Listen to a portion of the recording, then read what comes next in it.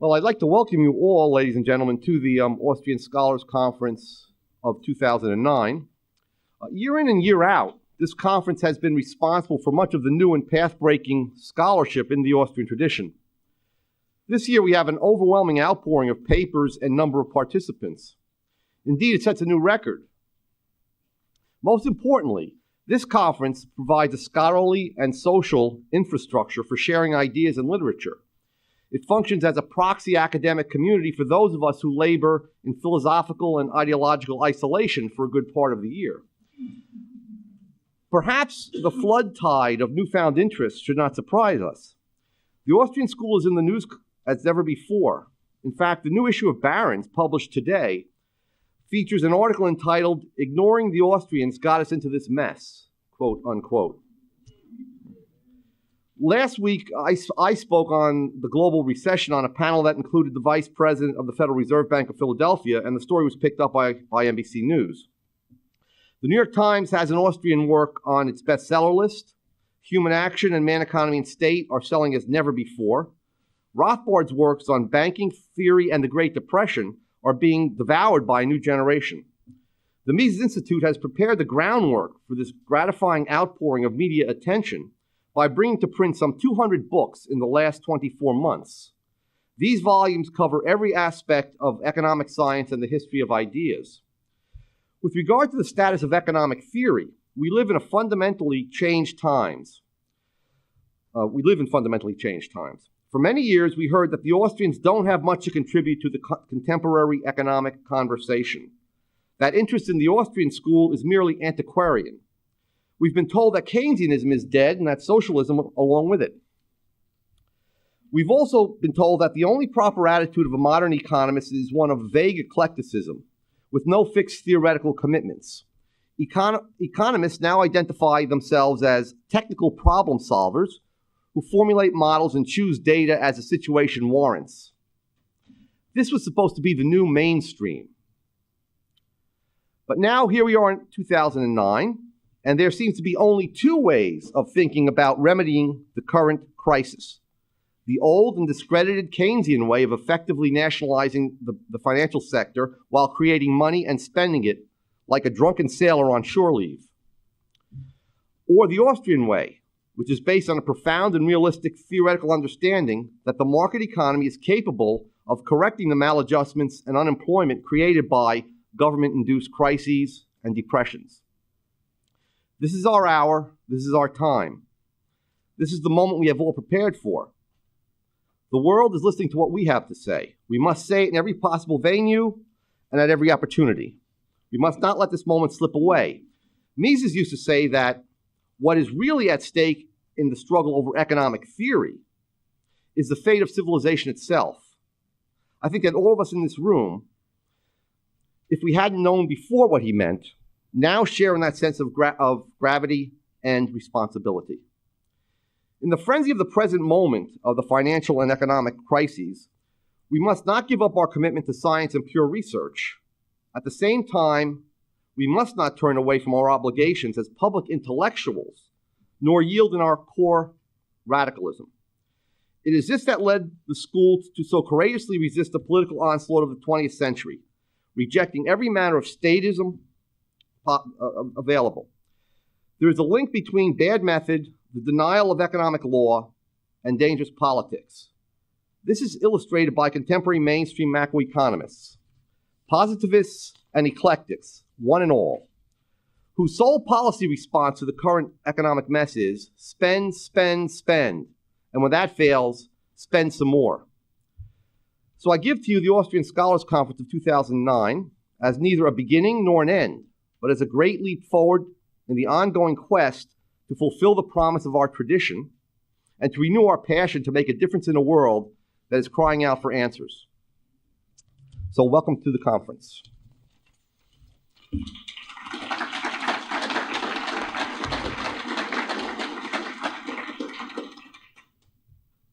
Okay, it's now my pleasure to introduce the Lou Church Memorial Lecture. The Mises Institute is proud to present the Lou Church Memorial Lecture in Religion and Economics.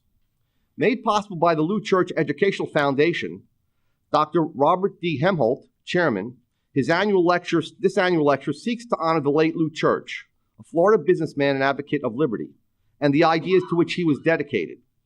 Starting out as a swimming pool cleaner, Mr. Church eventually established successful businesses in swimming pool construction and the restaurant and travel industries. Through it all, he dedicated himself to the values of the free market, private property, free association, entrepreneurship, and liberty, realizing that big government threatened not only the free enterprise system, but all that is good about America. Our 2009 Lou Church Memorial Lecturer is Rabbi Daniel Lapin. And if I may, I would like to say a few words about Rabbi Lapin. He's a noted rabbinic scholar, best-selling author, and host of the Rabbi Daniel Lapin Show on San Francisco's KSFO. He is the president of the American Alliance of Jews and Christians. In 2007, Newsweek magazine included him in its list of America's 50 most influential rabbis. Before immigrating to the United States in 1973, Rabbi Lapin studied Torah, physics, economics, and mathematics in Johannesburg, London, and Jerusalem. Lapin was the founding rabbi of Pacific Jewish Center, a now legendary Orthodox synagogue in Venice, California. He's a frequent speaker for hundreds of groups, institutions, organizations, and companies. Okay, too many to list here. He was a keynote speaker at the congressional bipartisan opening of the 106th Congress in Washington, D.C. Rabbi Lapin is a noted writer. His articles have appeared in the Wall Street Journal, National Review, Commentary, the Jewish Press, and many other periodicals. His first book, America's Real War, was a national bestseller. His second book, Buried Treasures, The Secrets for Living from the Lord's Language, was published in 2001. His third book was published by John Wiley in 2002. Continues selling well in America and has also been translated into Chinese and Korean. His latest project is the production of audio CDs that present thousands of years of Jewish wisdom emanating from the Bible in ways that impact and improve modern-day life. I now give to you Rabbi Daniel Lapin.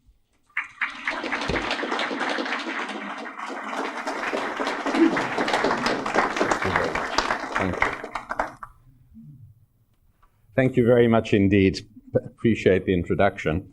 And I was a little worried that this particular time slot comes right after lunch.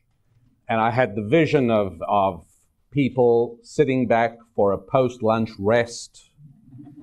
And it falls to me to somehow disturb the slumber and somehow, I immediately hit upon the only solution to this, and that was, I thought I would lead you all in a rousing rendition of that anti-Semitic classic, Fiddler on the Roof song, If I Was a Rich Man.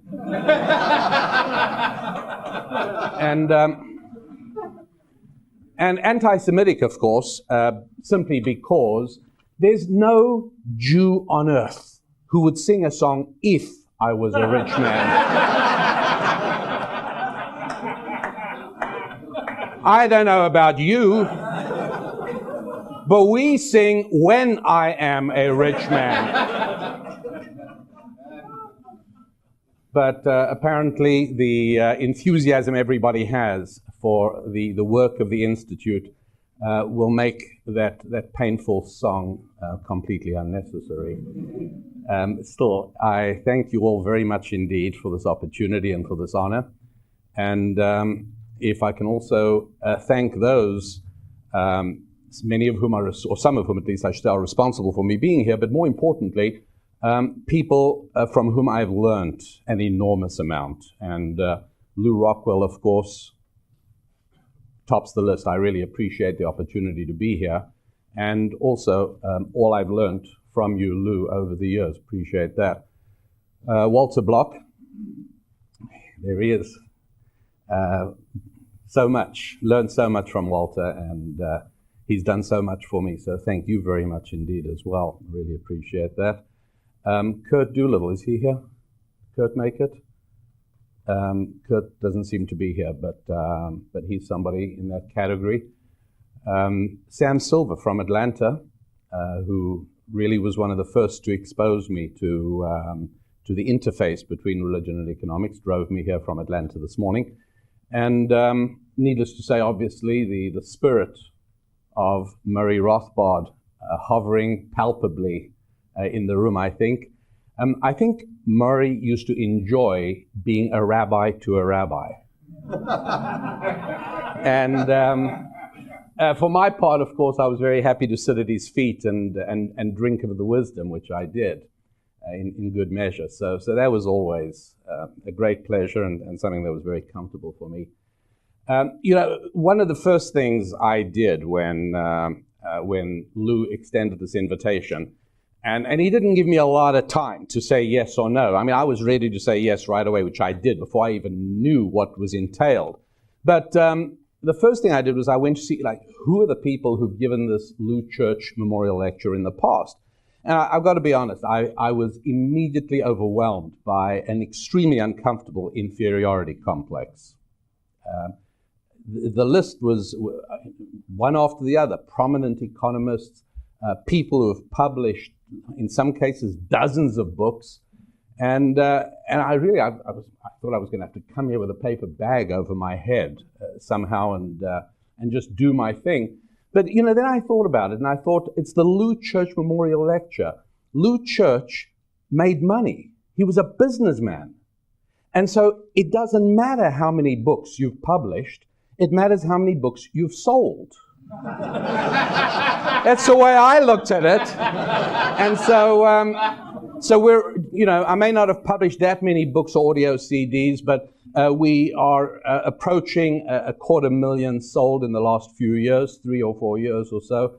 And I'm hoping that with your good assistance, we'll push it over the top of that magic number in a short while. But that is, yes, I do believe passionately in the business system. I believe in making money. I do. And I believe in making money because my culture and religious background assures me that in a reasonably free market and in a world of honest transparency in interactions, a world where I don't believe I have to pull a fast one over somebody else in order to make a dollar, because I don't think my dollar represents his loss. In such a world, making money is a certificate of good performance. It's a mark of virtue. That's exactly what it is. And so I began realizing a number of years ago that there was an area of research that needed looking at. And the area of research was very simple, which was, why is it that Jews are disproportionately good with money? Now, I realized, of course, that if anybody tried to do this, anyone studied this who was not circumcised, they would be instantly demonized for bigoted anti-Semitism. How dare you even notice that Jews are disproportionately good with money? Well, Jews represent just about 2% of the American population, and in the Forbes 400 list, that means there should be between 8 and 9 Jews, maybe. And there's never fewer than 60, usually closer to 100. Stop that! It doesn't mean there are no poor Jews. It just means Jews are disproportionately good with money. And I realized that if this area of research was going to be done, it would have to be done by me, because I realized this is probably the only field in all of academia where removal of a small piece of skin converts bigotry to research. Okay, it doesn't have to be that small. I mean, just a piece of skin. All right, there it is. Okay. That's what does it. And I thought we need to really study this and understand, why is it that Jews have excelled? And I obviously looked at all the main myths and theories. One of them, obviously, is taken from the Oxford English Dictionary, where the word Jew appears as a verb, as in to Jew somebody. And I thought, well, maybe Jews excel because they rip people off all the time. And there's no question about it that feeling free to rip people off all the time is a massive advantage in business for a limited period of time. So I studied that and found that, in fact, by the way, I researched, particularly through the South. I really enjoyed that because I found small town after small town. Natchez was one town in the South where there were Jewish people who had done business with non-Jews in the vicinity for years, decades. The relationships were long and durable and warm and positive, and friendships were part of the business relationships. And I found this to be standard across the country. It's not possible to have long-term friendly relationships with people you're doing business with if the theory and governing principles of those people is rip them off.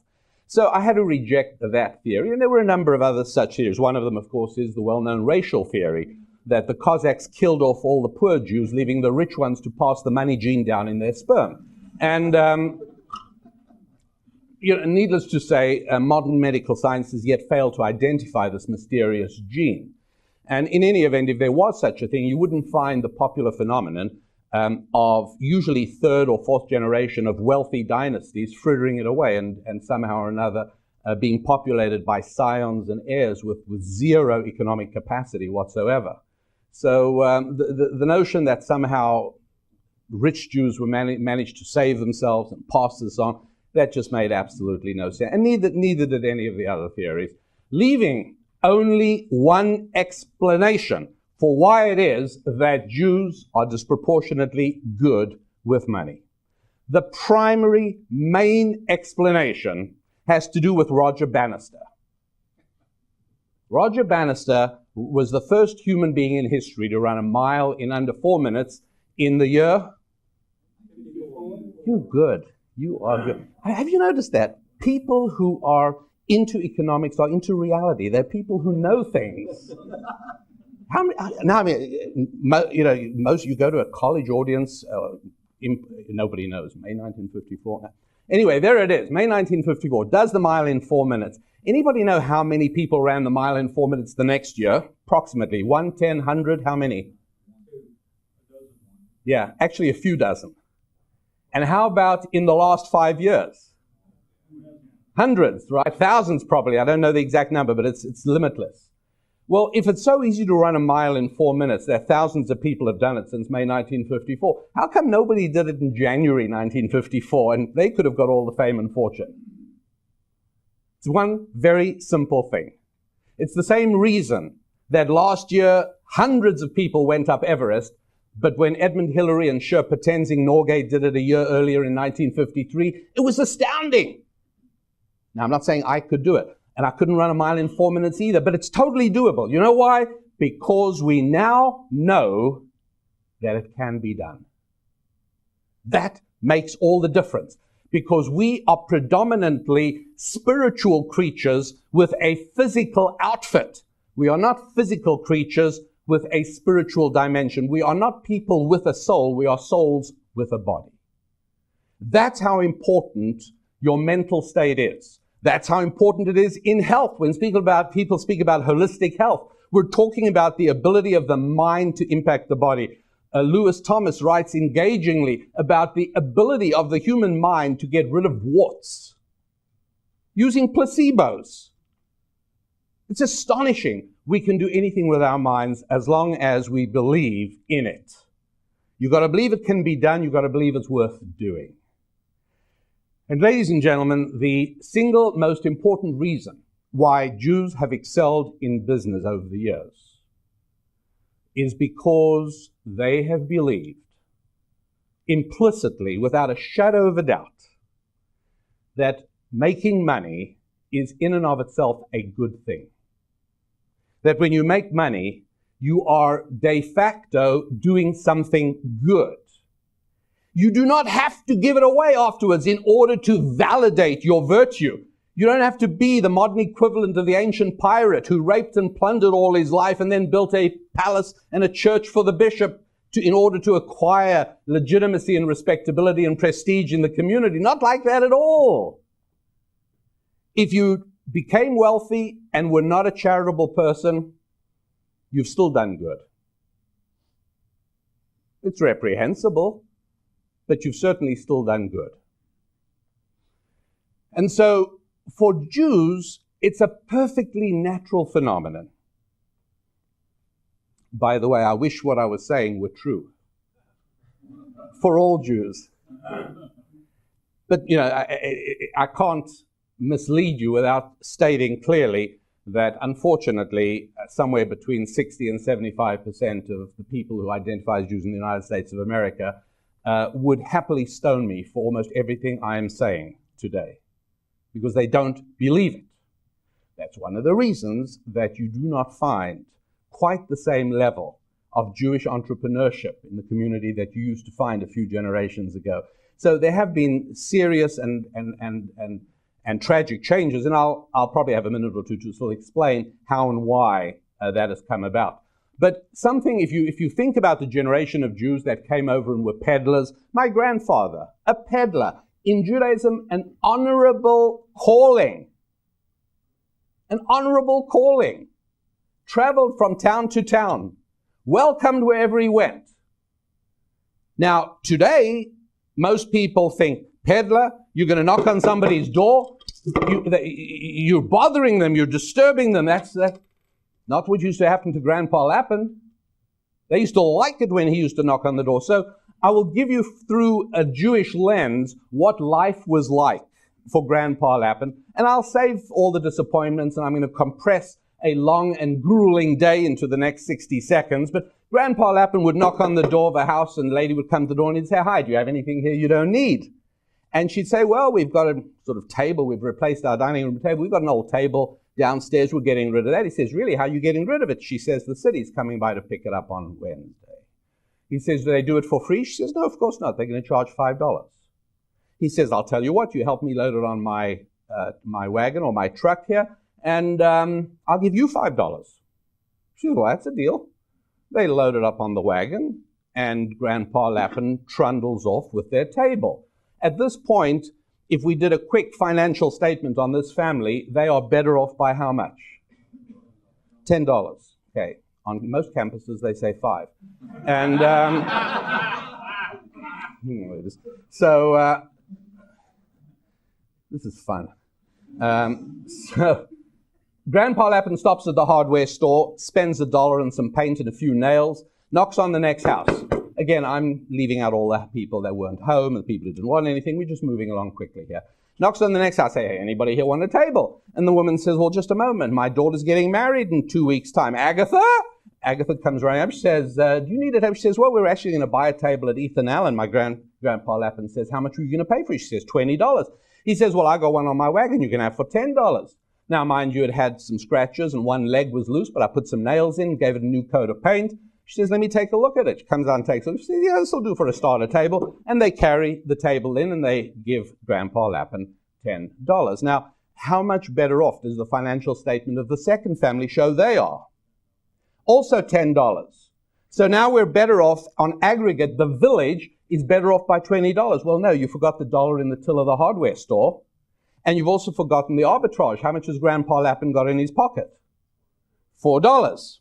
Still. And there's always somebody in an audience, not an audience like this, but at a university audience, there's usually somebody who thinks this is smoke and mirrors and that I've somehow played fast with the figures here. I haven't. It's very, very simple. I'm about to give you the finest economic definition of one of the most successful companies on the internet that made money from day number one. I'm referring to eBay. The best definition of eBay is 70,000 Grandpa Lapins working simultaneously. That's all it is. It's the greatest peddler in the world. All it does is finds people who want to rather get some money instead of the whatever it is that they've got sitting in their garage. So they're better off at the end of that transaction. And then it finds somebody who wants to give money in exchange for that particular thing because it's exactly what they want and it makes them better off. And guess what? There's an arbitrage. eBay's got a few dollars in their pocket as well, just like Grandpa Lapin. That's how it works. And so there is this deep conviction that by engaging in commerce, you're doing something good and you're doing something wonderful and you're doing something helpful for people. And so it was no surprise to Grandpa Lapin and to his descendants that when he knocked on the door to offer a transaction, people responded warmly and enthusiastically because somehow mysteriously, after he had passed through, everybody felt better off because they actually were. Exactly so. When you do something for another human being, and there is an exchange that takes place, everybody is better off. That is not a hard thing to understand. And this thing is rooted within the morality of the biblically based Judeo-Christian system. And that's why it is, both in the Lord's language, which is Hebrew, which was well known to most of the founders of our country, was well known to most of the colonial clergymen, one of whom Cotton Mather used to refer to Yale as our New England Beit Midrash. Beit Midrash is the Hebrew word for house of study. They were very, very familiar with these texts, very familiar. And I do believe that had a lot to do with the United States of America becoming the world's greatest engine of prosperity and freedom. You don't really have to say prosperity and freedom for people in the know, because people in the know those two always go together. And so it's no wonder, because within Hebrew, and by the way, it's been retained in English, we use exactly the same word for how to treat a customer as how to worship God. This past weekend, you might have attended a worship service. And if you go to Seattle, or maybe you don't have to go as far as Seattle, but you go somewhere where there's a Nordstrom store and you buy a pair of shoes, you will find that as you want to try on a pair of shoes, without feeling that he's engaging in anything menial whatsoever, the salesman does this in front of you, right here.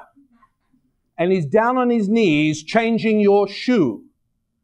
That's called customer service. Because if you please one of God's children, then you're obviously pleasing God as well. Now, my wife and I have been blessed with 7 children, and so we've experienced something over the years that most of you probably your families are immune to. Our family's just been really rough on this, and that is bickering and squabbling between siblings when they're little. And one of the great delights of watching them get a little bit older is when that fades away and they start taking care of one another.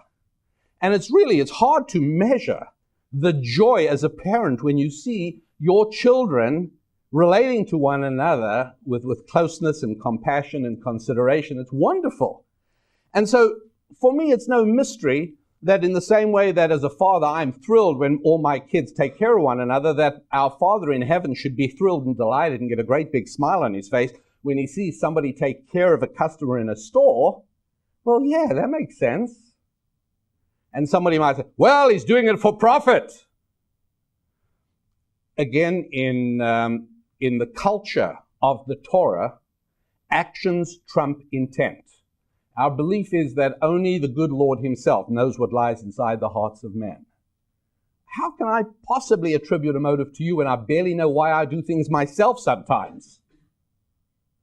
And so the notion that I can discredit the virtue of your action because your motive might be selfish, well, you only have to ask yourself, would you rather have a next-door neighbor who deep in his heart really, really loves you, but he keys your car and kicks your kids and kills your cat, but he really, really loves you?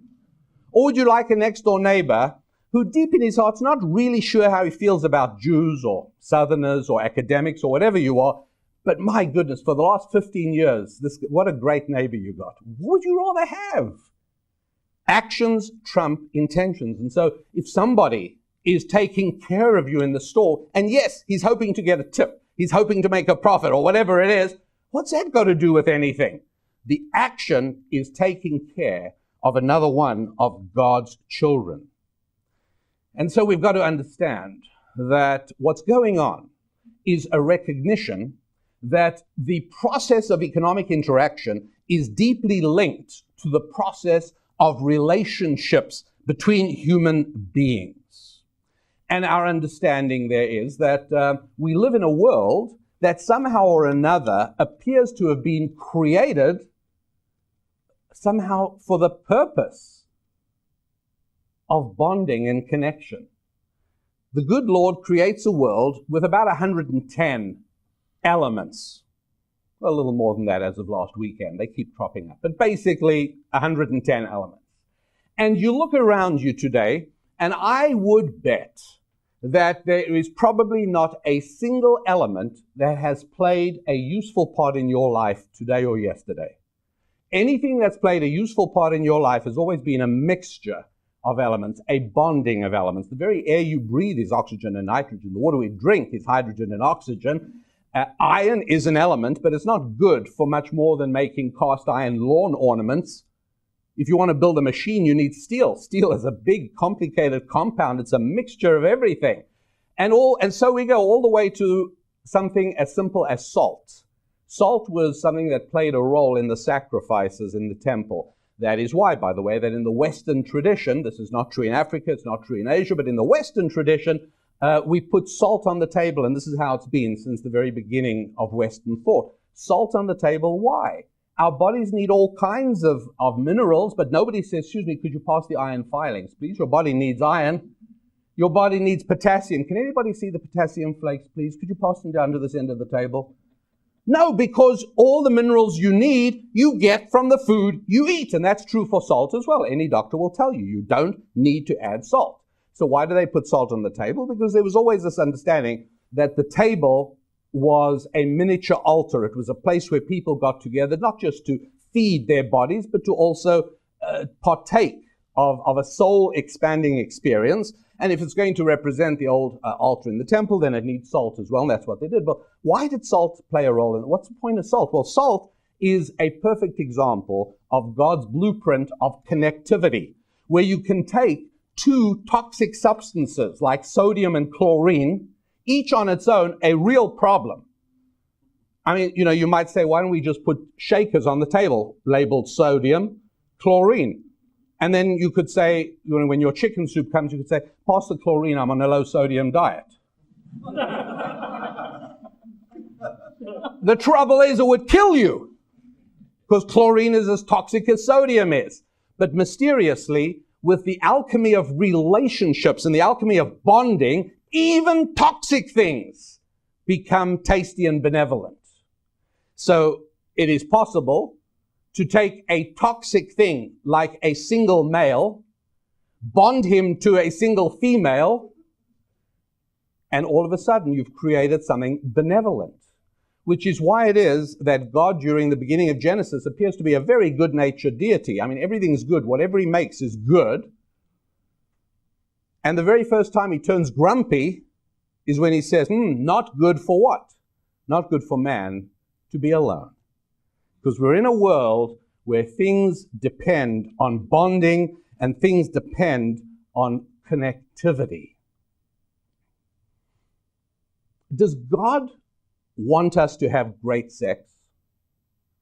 Well, I cannot pretend to really know the inner workings of God's mind when it comes to these matters. I really don't know. But it doesn't surprise me, as somebody who believes in a kind and loving God, it doesn't surprise me one little bit that since God does want a man and a woman to be married to one another and to be dedicated to one another and to their children, that he should provide as a blessing or as a benefit to those who fulfill his wishes in that area, that he should provide them with a blessing of great sensual pleasure. It doesn't shock me. This doesn't surprise me in any way at all. Does God want us to be rich?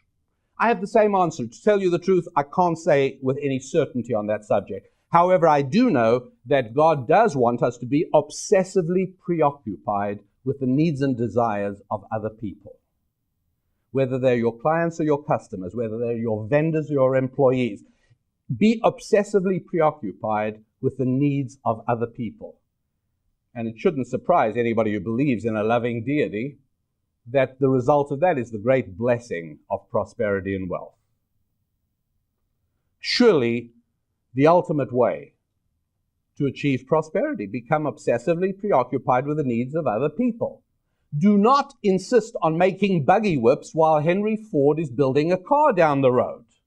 Because now you're not focused on what other people need or want, you're focused on what you want to do.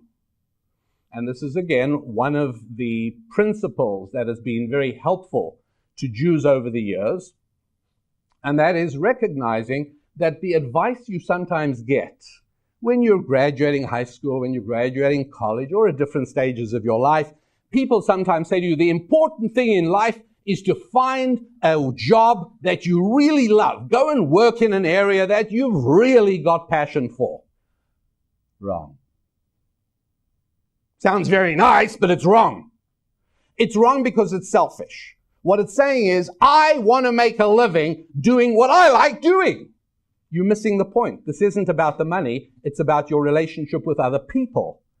You've got to find what other people need and want, and then learn how to get passionate about supplying it.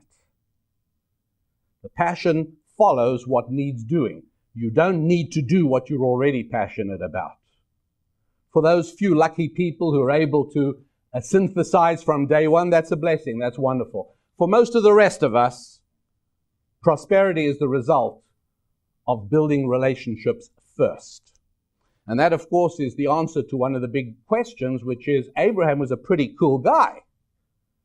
I mean, to this day, we speak of, the monotheistic religions that flows from Abraham. It's very nice.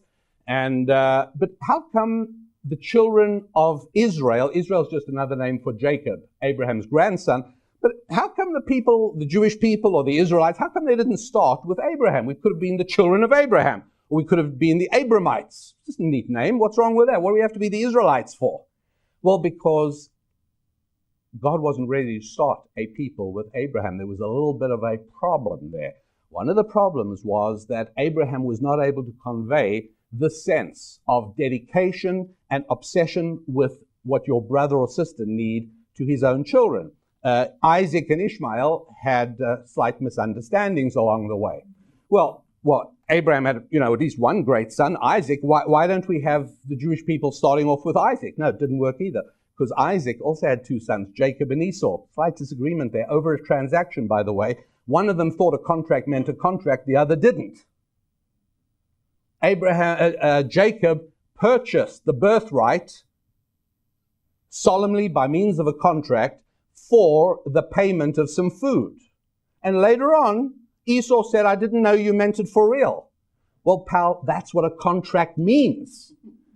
That's why the Old Testament is filled with contractual relationships, because contracts are wonderful things. They make relationships between people thrive and flower.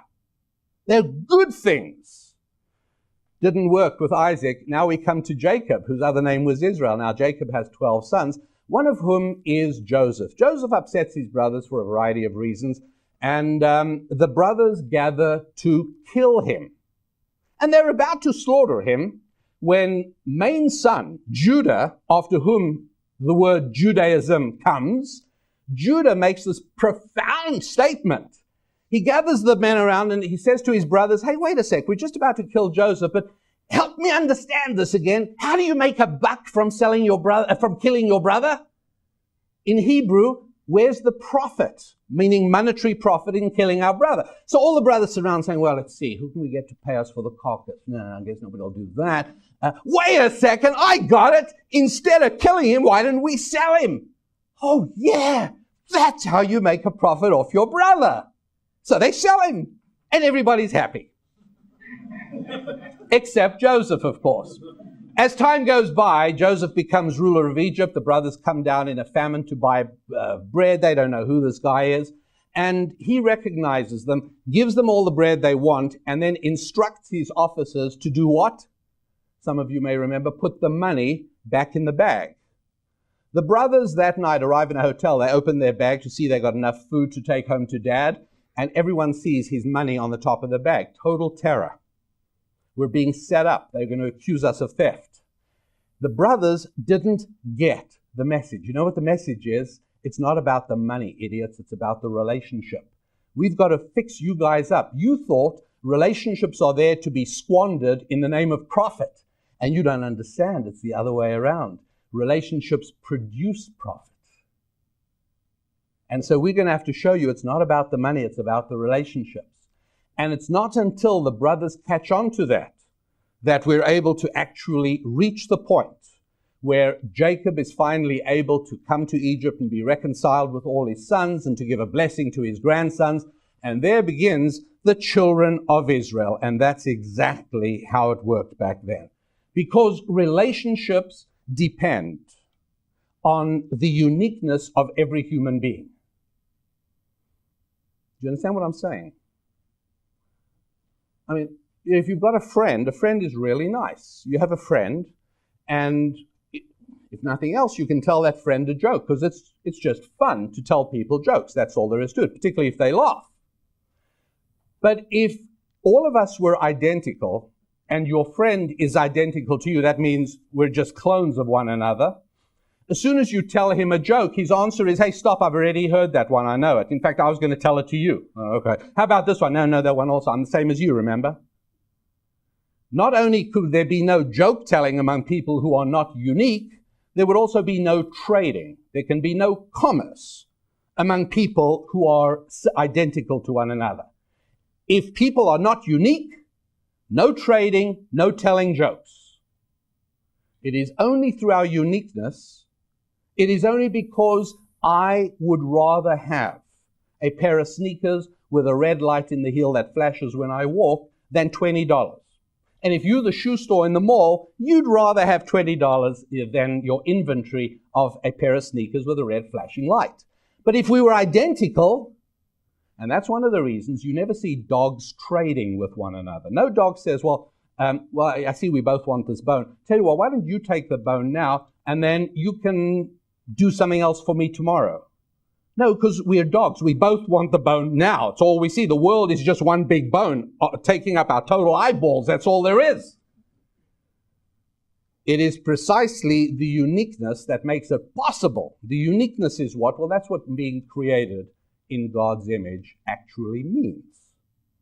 It means each and every one of us is as unique. Monotheism. We recognize God as this unique being. And so similarly, if we're created in the image of God, then each and every one of us is unique. And there's one other similarity. We are also able to create things just like God. We're able to create. We are not, I always resent it when we're called consumers in the textbooks. I'm not a consumer. And if we were all consumers, there wouldn't be roads, sewerage systems, and museums. Those things only exist because we create more than we consume. So we are net creators, not consumers. This is not a validation of confiscatory rates of taxation.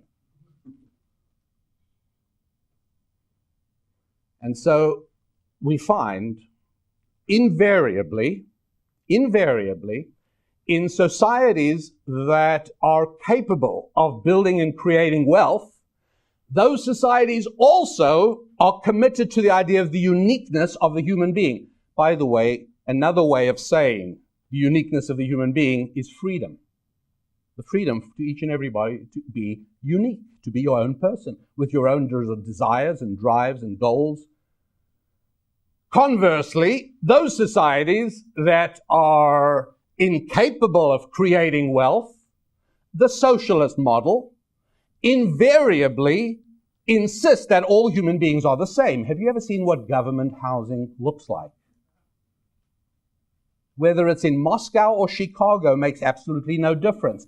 You will all stay in exactly the same type of house, and don't you dare think of painting your front door purple. You'll have the government on you.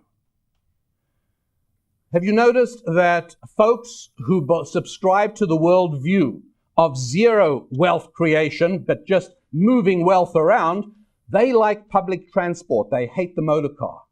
And they are furiously and ferociously and stubbornly insisting on getting every American into a bus or a light rail system, regardless of the fact that in virtually every major city in America, you can take a look at light rail systems going by empty with not a soul inside. It doesn't matter. You will learn, because we will make the alternative impossible. You are all identical to one another. Which brings us to the point that there really are only two models for human organization. I'm not counting tribalism. It is true that tribalism is a way you can live. It's not exactly a way of organizing, because nobody organizes tribal societies. They just are extended families. And so 3,500 rulers and bureaucrats and political power brokers in Saudi Arabia are all cousins of one another. the tribal system, by and large, has not yet figured out how to build a bicycle. And so I discount the tribal system as a really great way of organizing human beings. But that leaves two ways of organizing human beings that really do work. One of them is the Abrahamic model. And that is the model subscribed to by the founding fathers of the United States of America. The idea that there are two aspects of life, the unchangeable and the must change. There is the system of immutable values within which framework it is possible to generate the kinds of behaviors and characteristics that create wealth. And then there's another set of life, there's another aspect of life in which things must change all the time. Think of it as the spiritual and the material. Schumpeter's creative destruction, the idea that yesterday's economic model, if it doesn't get destroyed today, it'll get destroyed tomorrow. It is going to go. It's painful for everyone when it happens, but it gives birth to a completely new beginning. It is the caterpillar going into the cocoon and the butterfly coming out. That particular understanding that our fundamental values underpin and provide a matrix of security for an economic system that depends on the principle that everything must change constantly. And the faster you change and the faster you adapt, the more you will be blessed with reward, monetary reward, prosperity and wealth. That's the idea, but it only works within a framework of the unchangeable. And then you've got the other version. You've got the socialist version. That's the other way of organizing human society. And that model has an enormous advantage because it seems to imply a moral system wrapped up within the economic system. And so the evil is camouflaged and obscured by the terminology of for the people and caring about people and compassion, and it's for the poor and so on and so forth. And here you've got these two models presented very clearly in the 11th chapter of Genesis. It's the story of the Tower of Babel. And there again, there are several very important points that are just a part of a traditional biblical understanding of human life and the organizing of human life. And the story and the point in a nutshell is very simple. Imagine, if you would, that we pause and we carry on with the program, and then later on this evening, I get as many of you as I can to cluster around, and I say, hey, everybody, I saw there's a Home Depot store not that far from here. Come on, tonight when the program's done, let's go to the Home Depot store and buy a whole bunch of 2x4s. Come on. You all look at each other. The sun getting to the sky? What's with him? But how about if instead of that I said, hey, everybody, we've got an evening clear before the program reconvenes in the morning. Why don't we build an extra room for the Institute? They're out of space. Let's build them another room. Let's work through the night and just make this happen. The sun's going to come up. There's going to be another room. You're all going to look at me and say, interesting. How do we do it? I say, no problem. We're going to go down to Home Depot, buy a whole lot of lumber, and then we'll work through the night, and somebody will go and get beer that we can keep ourselves refreshed. And this is going to be a load of fun. And there's a possibility I actually might get a few of you to join me doing that. But only if I tell you what the goal is before I tell you how you do it. If I tell you about the doing, let's go get lumber, I haven't fired your spirit. I haven't excited your imagination. There's nothing there. With that as background, you'll probably be astonished to hear that in those mysterious 9 verses in chapter 11 of Genesis, and again, you've got to realize, this is a book that lies at the heart of Western civilization. In the middle of the 15th century, when Johann Gutenberg invented the printing press, he didn't run off as his first venture the Dusseldorf telephone directory. It was the Bible. This was the center of Western civilization. The words were studied and pored over for meaning, and people understood. This wasn't just a narrative about long-forgotten people. This was a blueprint to existence. It was a comprehensive theory on the totality of all reality. And so they really looked at this section and they said, oh, wait a sec, this is very striking, this is very amazing. Do you know what it actually says in chapter 11? It says that the people gathered together and said, hey, everybody, let's make bricks. Wow, let's make bricks. And everybody said, yeah, let's go make bricks. And then afterwards they say, now what do we do with the bricks? Oh, well, we'll build a big city with a tower that goes all the way up to the sky that Bruegel can make a painting of this and everything is fine. So, well, why didn't you tell us what you wanted to do first? I did. You missed the point. The essence here is the bricks, not the tower. You see, there are two building materials available out there. One is stones and the other is bricks. And there's two fundamental differences between stones and bricks. Stones are made by God, and each and every one of them is unique. Bricks are made by people, and they're all absolutely identical to one another. That's the whole point of bricks. And that was what the Tower of Babel was all about. It was a model of let's make bricks out of everybody. You're all going to be treated as if you're identical to one another, and this is going to be a creation of man. And what will come out of it? Yeah, will be the tower and so on and so forth. And it's not going to last very long, but that doesn't matter, because the important thing is to turn all human beings into bricks, not stones. That is very central to this understanding. The tower was led by a man called Nimrod. The guy he hated like poison was a guy called Abraham. And there was this eternal struggle between the two competing visions of how to organize society. The Abraham model, which is what built the United States of America. It's also what built ancient Israel. And you've got the Nimrod model, the centralized control from the center tower, where everything is controlled and everybody is forced to be exactly like everybody else. And it is not hard in that matrix to recognize the difference between moral and immoral, between right and wrong, between freedom and tyranny. There are not halfway measures. And let me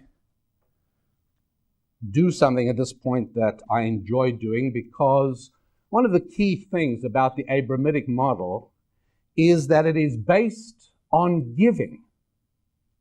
It is not based on taking. It is based on creating and making, not on consuming and taking. The Abrahamic model is based on figuring out, how can I bless other people? What can I do for other human beings? I alluded earlier to the fact that my work is based on writing on a lot of this material, producing ancient Jewish wisdom in formats that make it accessible to each and every person in the United States of America. And what I would like to do, if I may, is perhaps express my appreciation by the process of perhaps doing the following. Let me ask this. Who has traveled the furthest to be here today? Well, I guess that would be me, Seattle. Well, thanks very much indeed. Where did you come from? Huh? Oh, my goodness. Does Honduras, do I hear anything higher than Honduras? Oh, come on. You came to this conference from Sydney, Australia? No, did you come here from Honduras for the conference? You did. And you're here for the conference. And now, when are you going back? Oh, my goodness. There's 6 of us from Guatemala. Really? Guatemala, Honduras, and Germany. Whereabouts? Really? Well, come up here. Really? Well, that's very generous. Then you come up here anyways. Come up here, because I would like to give you this. This is a package of some of the products that we make available. I'm not going to take time to tell you about them now because they're all here, but this is the one that we're discussing tonight, Thou Shalt Prosper. And this one on the top I see here is called the Perils of Profanity. This is very helpful for people who find themselves using bad language and realize how it impacts their money-making ability, how damaging it is to use language that is profane and destructive. Have you ever used any bad language? Is that something? you want to just tell me like some of the things you really say? No, don't. I'm just joking. I'm just joking. There you go. Thank you very much. Eckhart, pleasure to meet you. Enjoy. There you go.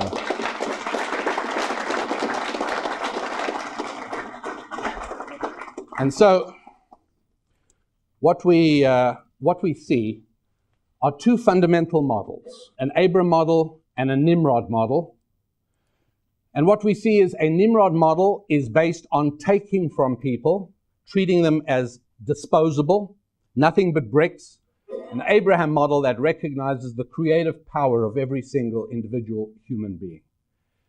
And these two models flow from how we answer the three fundamental and transcendent questions of life. And if you don't know what the three transcendent questions of life are, just go on an airplane ride, particularly one that has lots of delays, and it's frustrating, and they don't have beverage service. Pretty soon you start talking to your neighbor, you start off grumbling and complaining to each other. Pretty soon there's communication going on, and you find the same questions being asked all the time, particularly if you're sitting next to a child. And the question is always the same. Where are you from? Where are you going? And what do you do? How do you help your fellow human beings? What do you do for them? I'm not nosy. I'm not just saying, how do you make a living? How do you make money? I'm saying, gee, what do you do for your fellow human beings? And those are the three basic questions. The three basic questions lie at the heart of the entire human experience. The three questions are, how did we get on this planet? And there really are only two answers to that. And the answers have real implications. The two answers are, number one, the good Lord created us in his image and put us here. And a whole lot of people follow that view. And that is a belief. But don't forget, all the major decisions in our lives are made on the basis of beliefs, not knowledge. When you get married, you believe she's fantastic and you'll live happily ever after, or vice versa. It doesn't guarantee it. There are no facts.